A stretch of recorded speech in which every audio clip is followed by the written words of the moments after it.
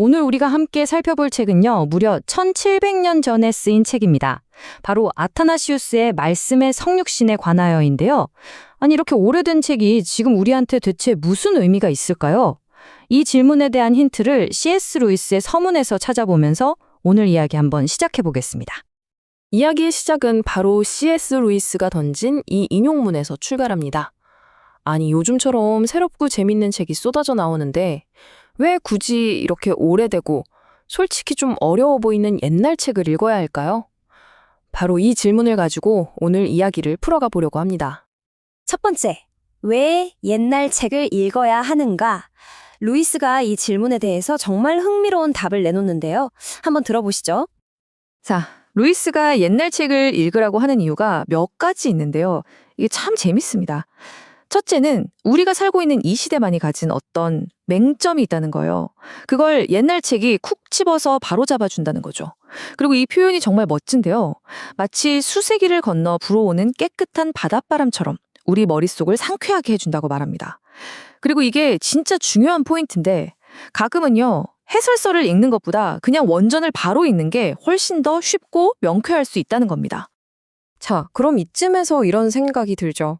과연 그럴까? 루이스의 주장이 정말 맞는지 한번 시험해 봐야겠죠? 그래서 루이스가 서문을 썼던 바로 그 책, 아타나시우스의 말씀의 성육신에 관하여를 직접 한번 들여다보겠습니다. 정말로 이 오래된 책이 우리에게 깨끗한 바닷바람이 되어줄 수 있을까요? 두 번째, 하나님의 위대한 딜레마. 아타나시우스가 펼치는 이야기의 핵심은요, 바로 하나님이 겪으신 어떤 거대한 딜레마에 대한 겁니다. 창조 이후에 아주 심각한 문제에 부딪히셨다는 거죠. 이야기는 이렇게 시작됩니다. 처음에 하나님은 인간을 자신의 형상대로 영원히 살도록 만드셨어요. 그게 원래 계획이었죠. 그런데 문제가 생깁니다. 인간이 그 길을 버리고 하나님에게서 등을 돌려버린 거예요. 그 선택의 결과로 인류는 결국 죽음과 썩어 없어지는 운명 아래 놓이게 됐습니다. 자, 그럼 이제 하나님은 어떻게 하셔야 했을까요? 자신이 만든, 그것도 자신의 형상대로 만든 존재가 그냥 그렇게 사라지도록 내버려둬야 했을까요? 여기서부터 아타나시우스가 말하는 진짜 심각한 고민이 시작됩니다. 딜레마가 뭐냐면요. 바로 이 두 가지가 충돌하는 겁니다.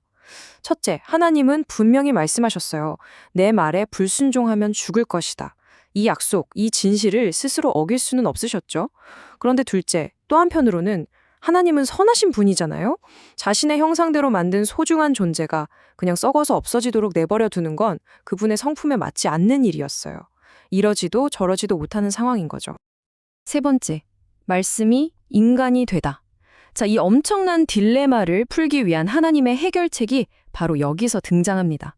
과연 누가, 그리고 무엇이 이 문제를 해결할 수 있었을까요?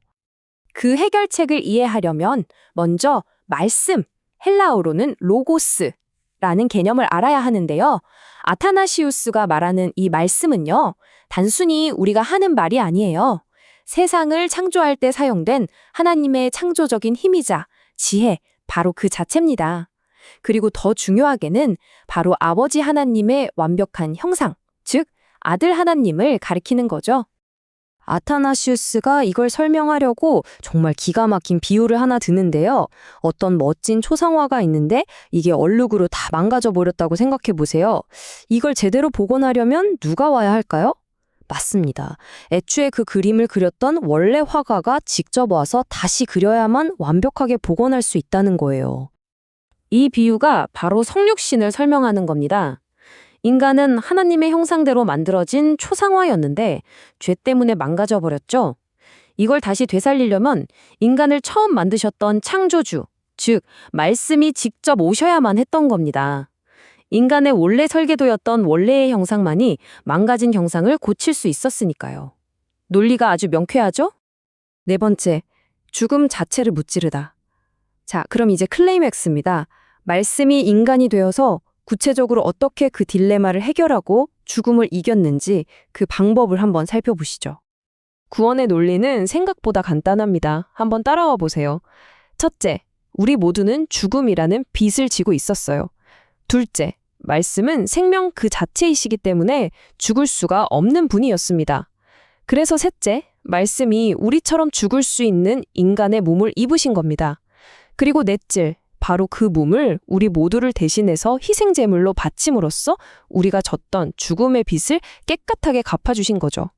그분이 우리 인간과 하나가 되셨기 때문에 그분의 꺼지지 않는 생명이 우리의 죽음을 이겨버린 겁니다.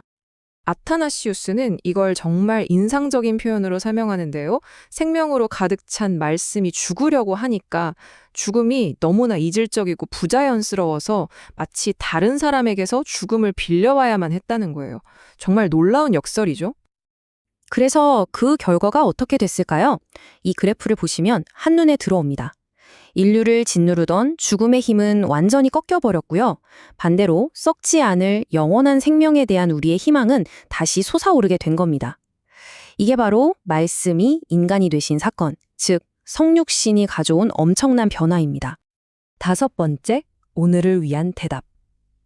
자, 이제 마지막입니다. 2700년 전의 이야기가, 그리고 이 이야기를 평생에 걸쳐 지켜냈던 한 인물이 오늘 우리에게 어떤 의미를 주는지 생각해 보면서 마무리해 보겠습니다.